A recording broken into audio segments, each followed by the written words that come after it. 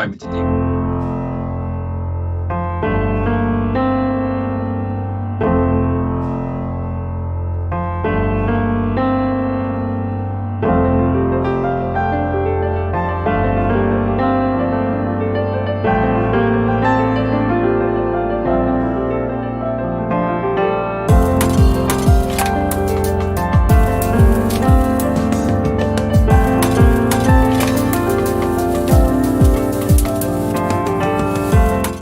On staff and pensions, if that's okay, and then we'll pick up, John, with you later on once we're off air, if we can. Yeah.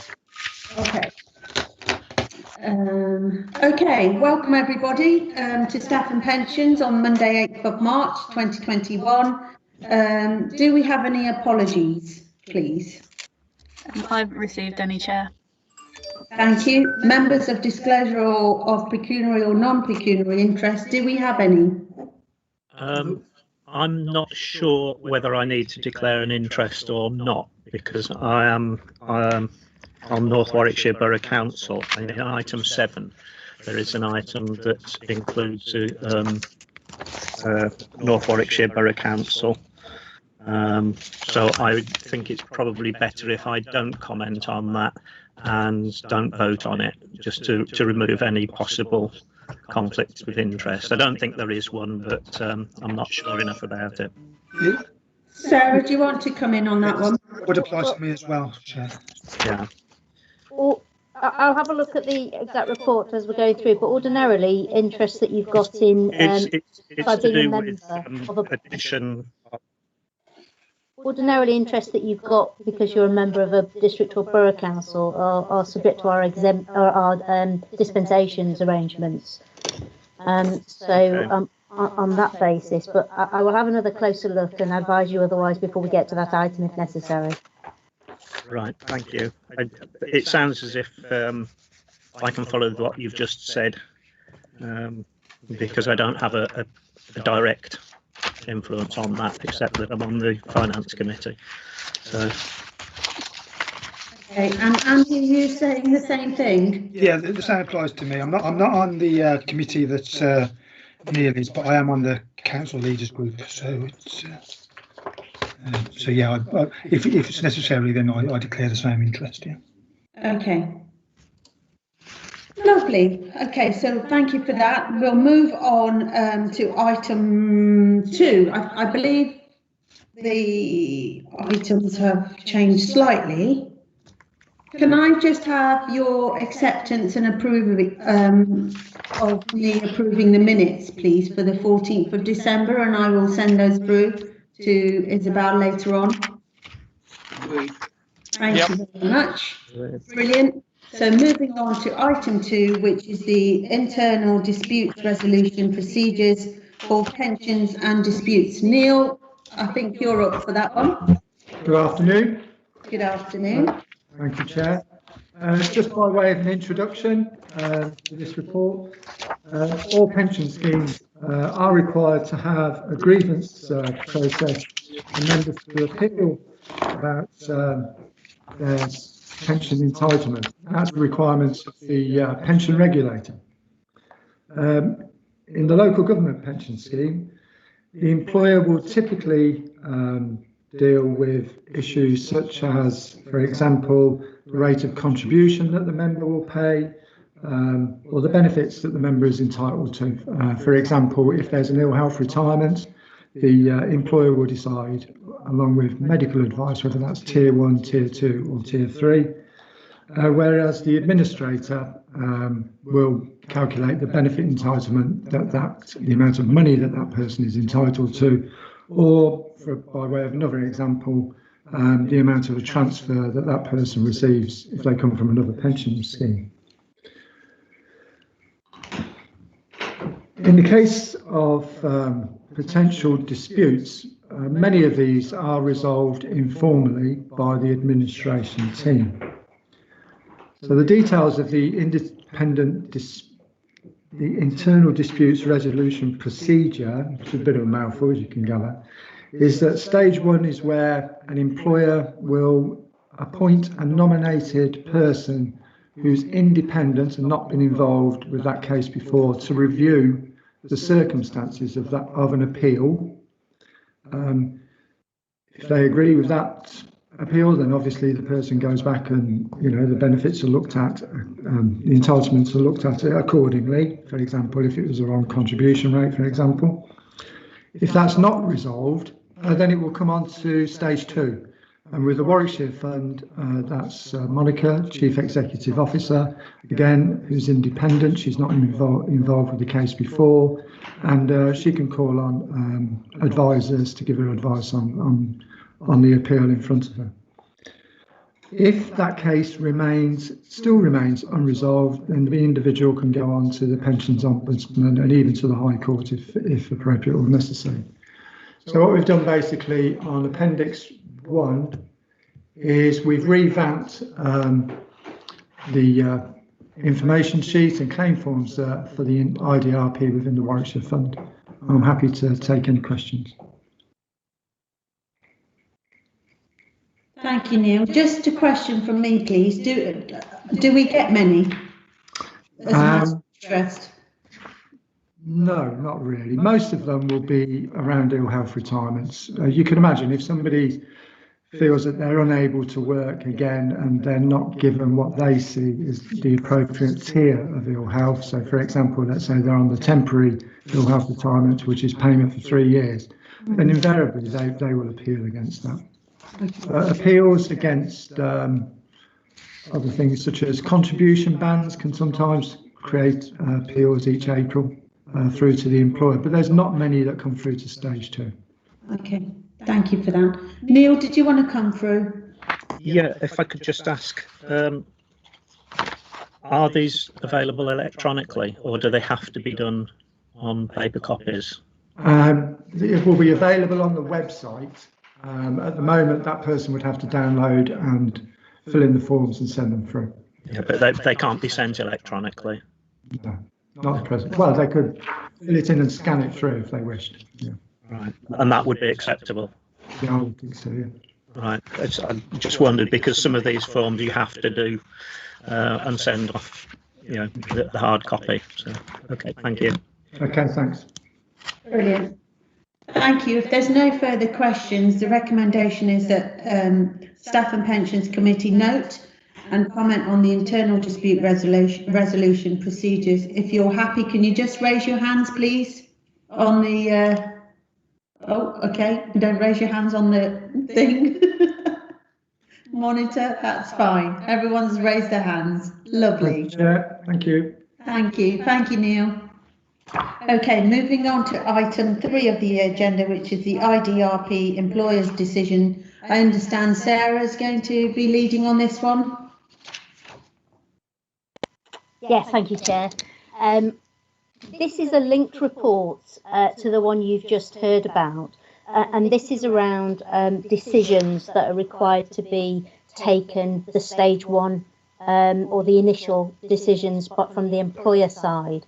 So in simple terms, this report is simply asking members to confirm the decision-making routes when these pensions disputes arise from the employer side. So the proposal is set out in section 4.5 of the report, and it's a proposal to the committee that the tier 3 level managers or their nominee deal with the initial stage, followed by the sort of next stage to be a decision by assistant directors or their nominee.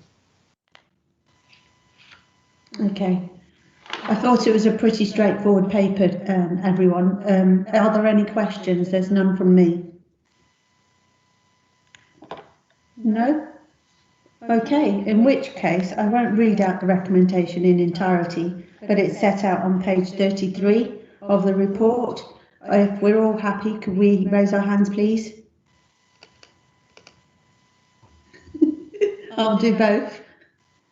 I think that's unanimous. John, you voting? Lovely. Thank you very much. Okay, moving on then to item 4, which is employee engagement. I've got Kate. There she is. Thank you, Kate. Would you like to lead on this one? Thank you. For those of you who don't know me, I'm Kate Sullivan, Lead Commissioner for Culture, Leadership and Performance, and I've got with me today Becky. Becky, do you want to just introduce yourself? Hi, I'm Becky Starshea. I'm OD practitioner in the OD team, and I'm currently leading on our employee engagement programme of work.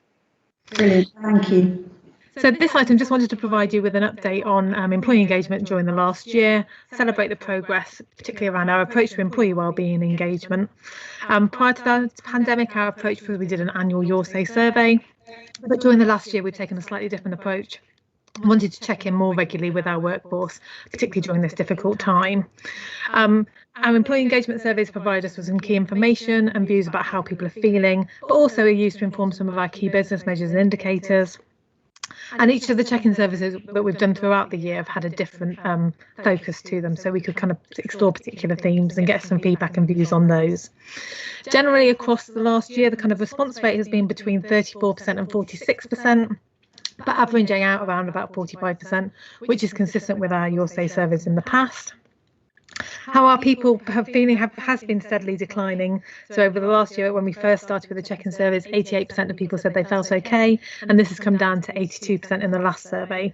So although this is, of concern, it's not necessarily surprising and is kind of broadly in line with national trends.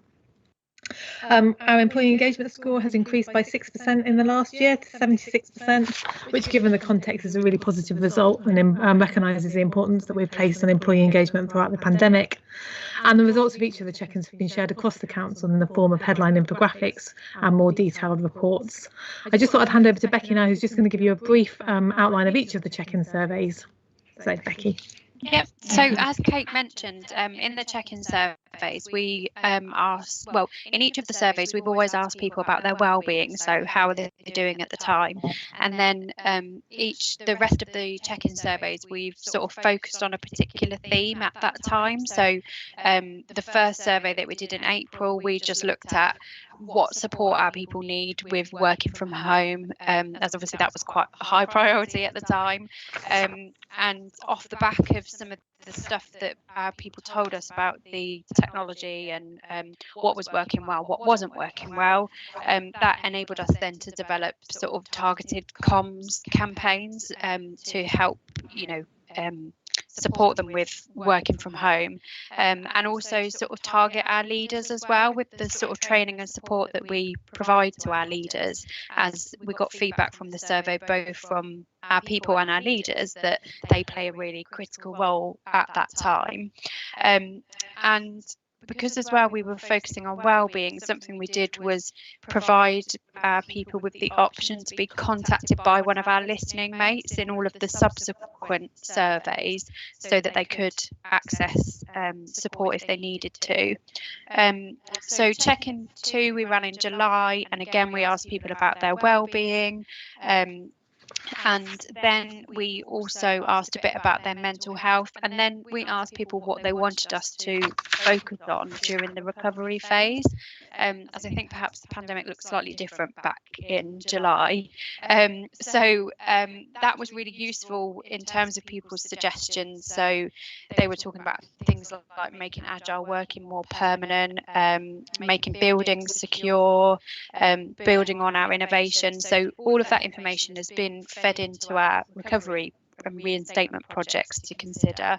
And then we also, our people were telling us about the challenges that they were facing with working from home, which included things like the lack of face-to-face contact and the social interaction, juggling caring responsibilities, whether that be children or relatives or whatever.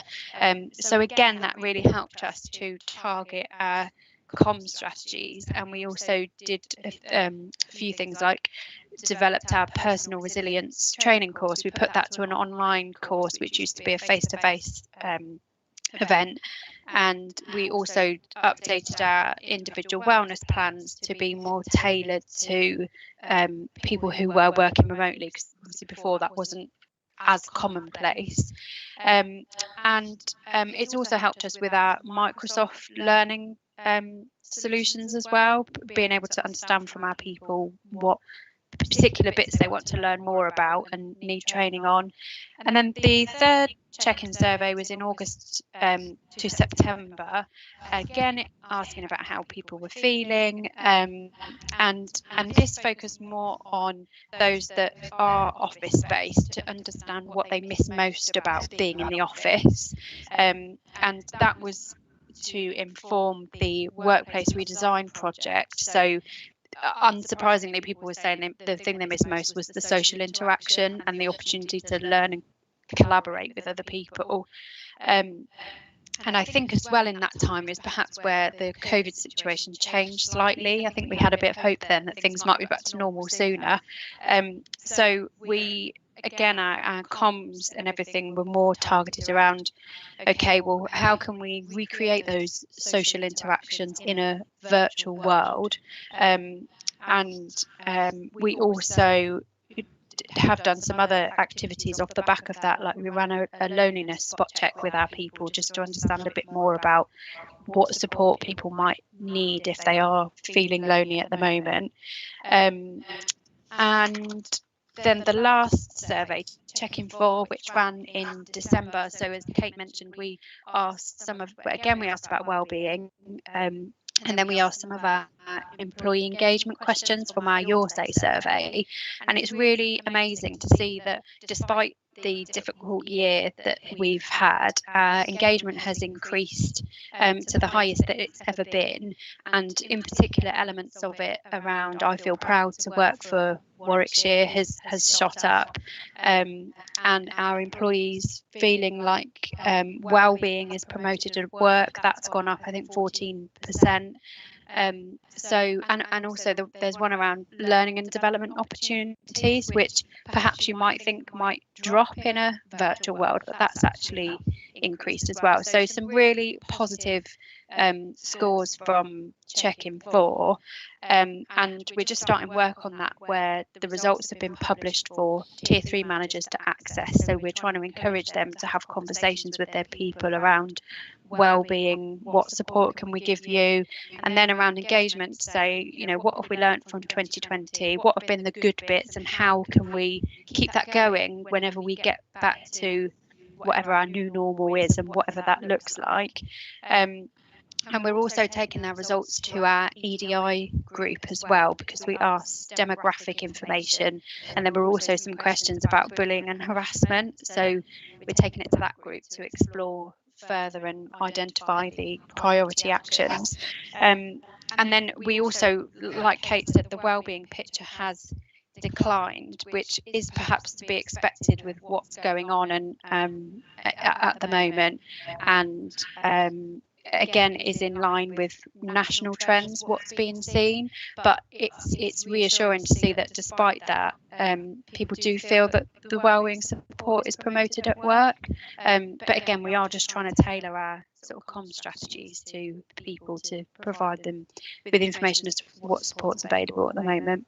So I think that is a very quick whistle-stop tour of the check-in surveys and everything. Kate, I don't know if you wanted to add anything. I was just going to say we're also now doing the Thrive Health Needs Assessment, which will get us the Thrive accreditation at bronze level, which is really good and give us some more ideas in terms of what we can focus on in regards to wellbeing. And then it just sets out there what the next 3 check-ins we're looking at and are kind of going to be focusing on. So yeah, any questions before we move on to the recommendation? Okay, Bill, you've struck first. You're on mute, Bill. It's not so much a question as in the recommendation it suggests we celebrate the progress that's taken place, and I think that's an extremely good recommendation. I certainly could support celebrating this.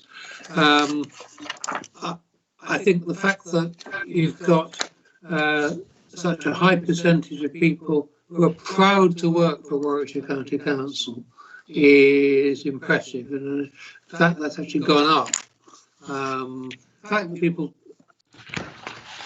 are feeling a little bit low or lower than they were a year ago is not surprising, and that's can be seen across the nation. But the fact that they're proud to work for Warwickshire County Council is, I think, something to be celebrated. Thank you. Thanks, Bill. Andy, did you want to come in?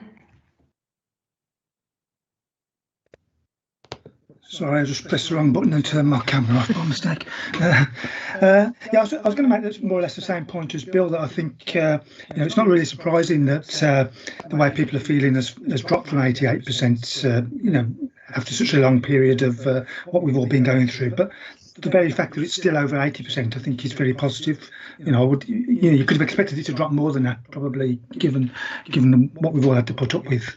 I do think that social interaction is the really big issue for people who are sort of having to work at home for prolonged periods of time. But another issue from people I've spoken to, not at the county council, but particularly my son-in-law, who works for a big government agency, has been problems with the IT systems. He found it really frustrating, particularly at first, that he was having to wait till it was his turn to be able to get into the system. And I wonder whether we've had any problems of that nature. So, sorry, Kate. On the whole, we've had quite a lot of positive feedback about the IT systems and how they've really enabled our people to work in this way. And we've also had a lot of positive feedback about, because we sort of started our journey into the new systems just before COVID happened. Again, through the check-in surveys, a lot of our people have told us that actually it's almost forced them in a way to adapt, and people have sort of spoken quite highly about how they've learnt so many new skills. Although we do have some feedback, though, still around people needing support or wanting to do more learning about certain elements of using our systems. But I think, Kate, I don't know what your thoughts are, but I think generally on the whole we've had a lot of positive feedback about it. Yeah, and I think there have been a few teething problems at first, but I think those have tended to be resolved. So I think people now generally feel that working at home is as effective as working in the office now, except for the kind of social interaction and learning from each other and having that opportunity. So thanks. Yeah. Neil, did you want to come in, and then I'll pick up with you, Sarah? Thank you. Really to say that this has been a concern for us right the way through. How are our workforce coping with working at home, not just with the work, but with the lack of social life and the mental health issues. And it's really good to see how these surveys have changed as we've gone through and progressed and helped to push forward what we're doing. I think it's really important that we continue to do this as we come out of lockdown as well, because the pressures and challenges of coming out of lockdown are likely to be quite substantial, as well as people get used to going back to old ways. We're not going to go back completely, but I think it's something that we need to continue to monitor very carefully to support our workers through that process. We've gone into it, we haven't come out of it yet, and there are going to be a lot of challenges with that as well, I feel. Thank you. Yeah. Brilliant, thank you, Neil. Sarah, did you want to come in?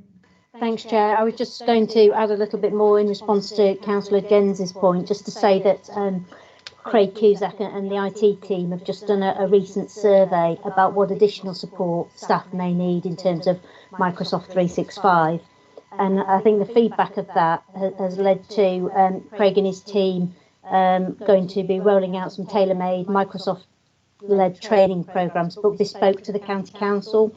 And staff will be able to access those live in Teams, which I think will really help. So that's been a really positive thing to sort of engage with staff, see what extra support they need, and respond to that. And in addition, we've got a learning portal that's been created, and you can kind of click into that, and it covers things from how-to guides right the way through to news articles about how staff can collaborate more effectively in a virtual world. So there's a number of things we're doing just to try to keep up with that and trying to make sure that the IT is working for us, but we're also getting staff feedback to say how can we make it work more effectively for us. Brilliant. Thank you, Sarah. John? Thanks very much. I was just commenting really on the fact that most staff say they're happier working from home, or it's not as, you know, they've come to see it's working from home is perfectly reasonable. I think that's right for experienced staff. I think the people who are suffering are the, if you like, the apprentices and the new hires who have to learn the job. And there's nobody to mentor them. And it's the mentoring, it's the sort of the, you know, it's the, yes, you can do it on a chat or you can do it through Zoom or something, but it's just this ability to just go to the person, just chat to the person in the next desk. Well, how would you deal with this? Or what do you think about this? And I think that's the real problem, is that it's the knowledge transfer that's the issue. It's not information transfer, it's knowledge transfer. And certainly in the private sectors, it's noticed significant, you know, challenge from all the youngsters who came in, you know, and haven't seen anybody. I mean, we talked about border to coast earlier, and that's the investment pool. And at a meeting they were having last week, which I had to sit through, they were saying how they're growing rapidly because they're a new organisation, and how half their staff have never actually been in the office. They were hired last year, and they don't know anybody, and that is the problem, I think. Anyway, good. Thank you for that, Chairman. I think it's fair to say, John, we had a lot of new starters last year, and we still haven't met them yet, but we have had conversations over emails and Teams and, you know, other devices, and you know, in order to pick up things for us. So absolutely understand your point that you're saying, that the interaction and the social interaction between colleagues is really important. For me, I think the whole check-in surveys has been a great toolkit for us. It's informed us of how our staff are feeling, especially around the wellbeing agenda, because let's face it, it's not just it's affected us all. Councillors as well, you know, and families. It's just had a major impact on a lot of people everywhere. So I think really critically, and most importantly, having the surveys and understanding how our staff are feeling has been a really valuable toolkit, I guess, for us as managers and councillors to understand how our staff are feeling. And also, they will also, I think, shape our future in terms of how we want to work going forward as well, you know, around the people's agenda, place shaping and all of that. So for me, I think we need to carry on doing what we're doing. I don't think we should stop because, as I said, we do need to carry on understanding how our staff are feeling. And, you know, this last lockdown, I think, has had an impact on a lot of people's mental well-being. One, it's been smaller days, darker nights, cold, and so it's, you know, just played into the whole host of things. So for me, the recommendation, as Councillor Gifford has said, is really good. I certainly will be supporting it, and I hope everyone else here will be supporting it too. So I can't see any more questions, folks. Mine was just a statement. So in which case, if we can move to the recommendation, just for the recording, it's on page 37 of the report. Can we all have a yes or a hand show? Brilliant. I'll do both. John, are you voting with us? Lovely.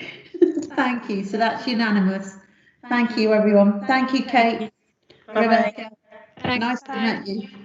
Lovely. So moving on to item 5, sorry, which is, I'm trying to, communications policy. And I'm just looking at the screen. Thanks, Chris.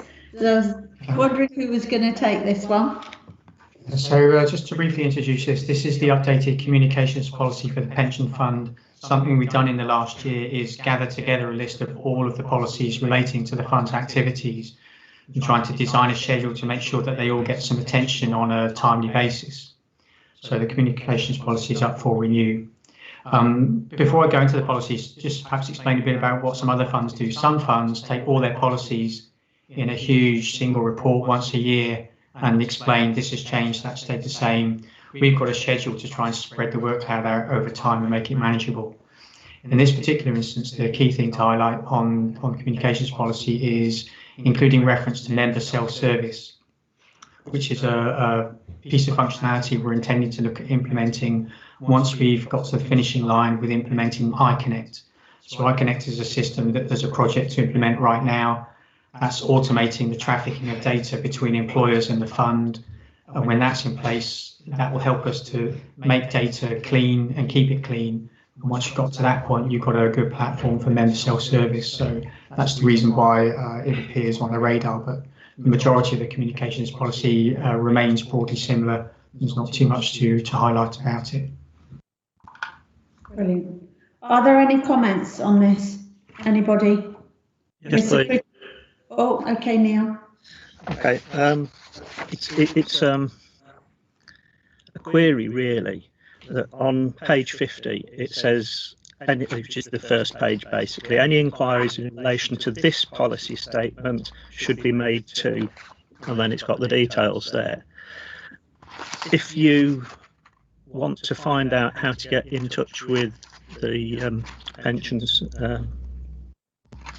department on any general matters, you have to go right the way through to page 5, I think it is, halfway down where it says for general communications the fund has an email account and postal address. These are listed on page 2. So you're given them some information on page 1, or page 2 rather, and then that is only about the policy. But when you get well into the policy, it refers you back to that if you've got a general inquiry. And I just wonder whether it would be a good idea to include a line in there to say that this address can also be used for general communications. So if anybody went to this to find out the information, they could get it right at the front without having to read through further. Yeah, apologies, Neil. That's a good comment. We can make that change. Okay, thanks. It was just a query, really. Well spotted, Neil. It's the teacher coming out. Any further observations, questions? Well, another one was that on page 8 of it, we talk about BNYM. Most of the way through we say what the abbreviations are, but there's nowhere in the document that actually tells you what BNYM is. Yes, we can fix that. That's Bank of New York Mellon, our custodian. Yeah. We'll make sure I understand that, but people coming to it from outside to read it may not understand what we're talking about, and it may not be relevant, but yeah, we'll make that change. Thank you, Chris. Okay, in which case, no further observations. Can we move the recommendation, please, as printed on page 47? Just have a show of hands or whichever you want to do it so I can see you. John, thank you. Wave, lovely, that's unanimous. Okay, moving on to the next item. Thank you, Chris. Which is the Pensions Administration Activity and Performance Update. And we've got Liz, I take it, for this one. Thank you, Chair. So this is our regular highlight report on the scheme administration side of the pensions fund. I wasn't proposing to go through all of the different sections because there's quite a lot in there, but if I may, I'll pull out a few highlights. Chris has just mentioned the iConnect project, and I've got some updated stats hot off the press this morning in terms of where we are with that. By the end of March, we'll have completed phase 3 of that project. And by that point in time, we'll have onboarded 58%, so about 108 of our 186 employers, which is really good progress. And that includes all of the payrolls that the County Council runs, both for our own staff and on behalf of other organisations. And those are the sort of more tricky, the bigger member numbers. So we've already onboarded, well, we have about 11,500 of the members of the active members of the scheme now having all of their information updated via iConnect.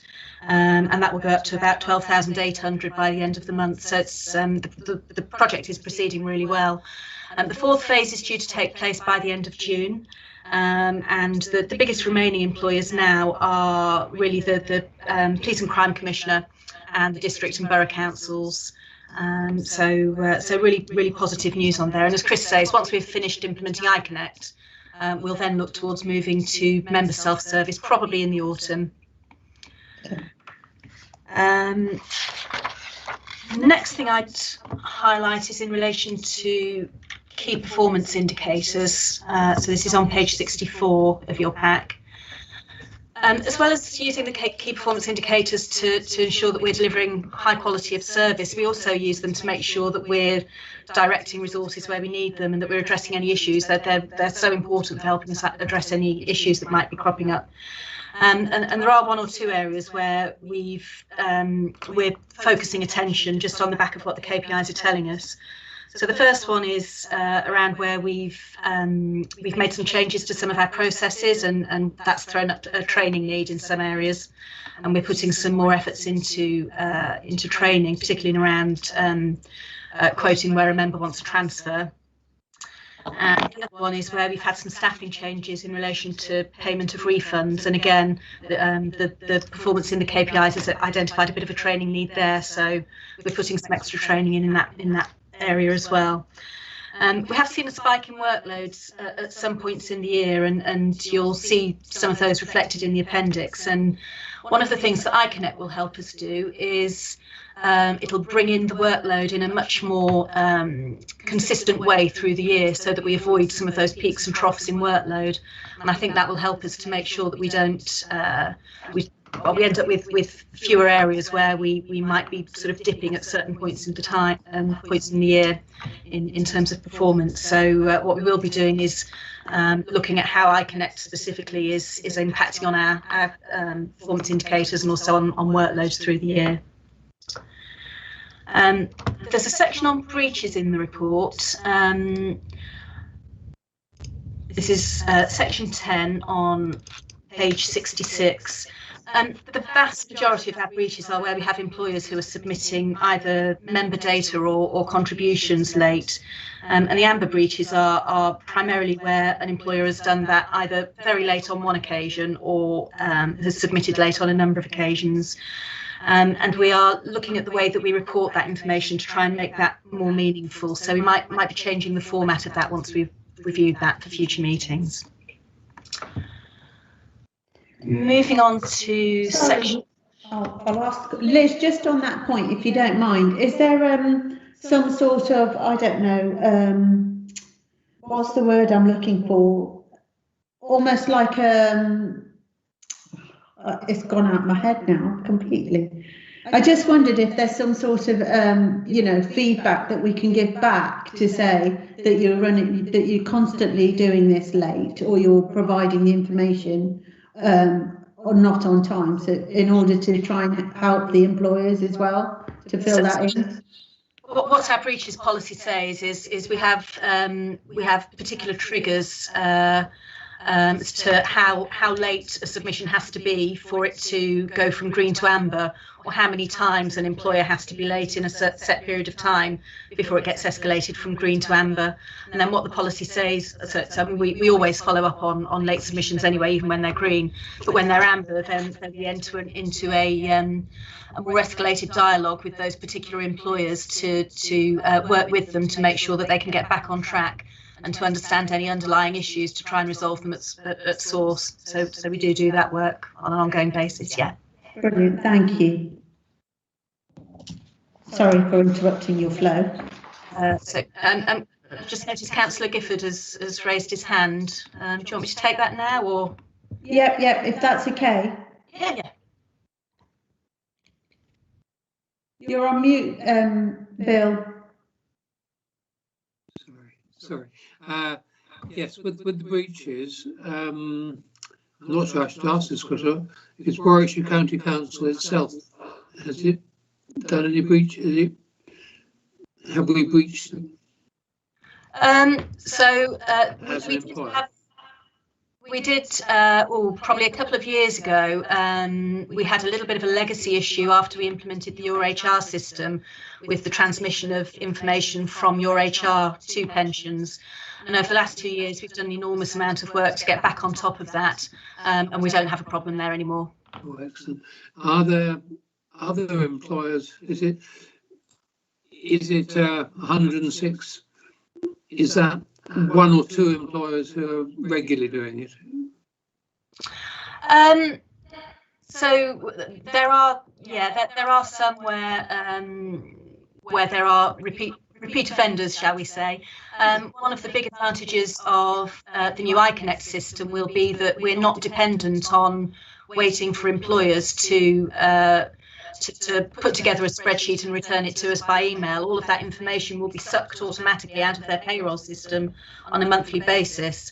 So one of the things that we'll be able to do as and one of the reasons we're going to change the way we report on breaches is that we'll be able to compare the number of breaches that we've got coming in on a quarterly basis now to how things were before we implemented iConnect, and I would absolutely expect that those numbers will go down because, as I say, we're automating the submission of data. Brilliant. Thank you for that, Liz. So then on to section 12 and the McLeod project. Members will recall that this is the project that implements the remedies relating to the age discrimination from the McLeod Sargent cases, where this dates back from when pensions reforms were introduced some years ago. So just to say, that project is now underway. We've engaged Aon as our project manager, but also our technical specialists. It's such a technical area, and having that assurance from a specialist outside body to make sure we're doing all the right things is really important. It's a long-term project, and it's likely to go on for about 2.5 years by the time it's fully implemented, and we've reassessed the benefits of all of those members that are affected. So we'll continue to bring regular updates to the committee to keep you posted on progress. And then the final thing, which is item 13 of the report, which is was the surprise that came out a week or two ago, was that the government has now disapplied the new regulations on exit payments. Because so what they've stated is that they have decided that there will be unintended consequences as a result of applying regulations, so what they had been planning to do would have had a really significant impact on a lot of people leaving local government service. The original consultation was intended to look at the impact of the financial impact when high earners leave service, and the impact on a much broader body of leavers than that. However, it's worth saying that we do expect that the government will be coming back with an alternative version of some sort of exit cap later in the year, and it remains to be seen exactly what that is or when we'll have sight of it. So I'm happy to take questions. Thank you, Liz. Sarah, do you want to come in first? Yeah, it was just to say that I probably ought, for the sake of transparency, declare an interest myself in that I'm on the board of directors of Lawyers in Local Government, and there's a reference to that in the papers. Thanks, Sarah. Okay, everyone okay with that? Any questions? John?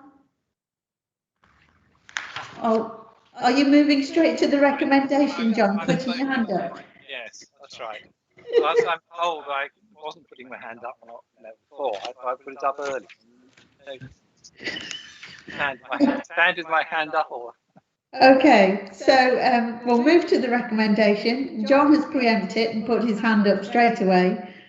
which is to note the report. Thank you, Liz, for that. That was really thorough, and I think we're all unanimous by putting our hand up. Thank you very much. Thank you. I had questions and they were all answered. Brilliant. Thank you. Well done, Liz. Okay, moving on to employers joining and leaving the Warwickshire Pension Fund, and that is Chris. Welcome back, Chris. Thanks. So this is similar to reports you've had in the past. We've got a policy for the governance of employers joining and leaving the pension fund. And this sets out some new joiners. So most of them are schools and academies, rather, who automatically join the fund. And then there are 3 entities where, as long as they set out that they'll meet the requirements of the fund, they also are entitled to join. That's Shore Maintenance, Caterlink and Bailey's Catering. You can see in section 1.5 the letting authorities in relation to those 3 contracts. So all of those organisations belong to the fund already. So there's nothing particularly to bring to your attention. There's no particular difficult issues with any of these employers or their admission to highlight.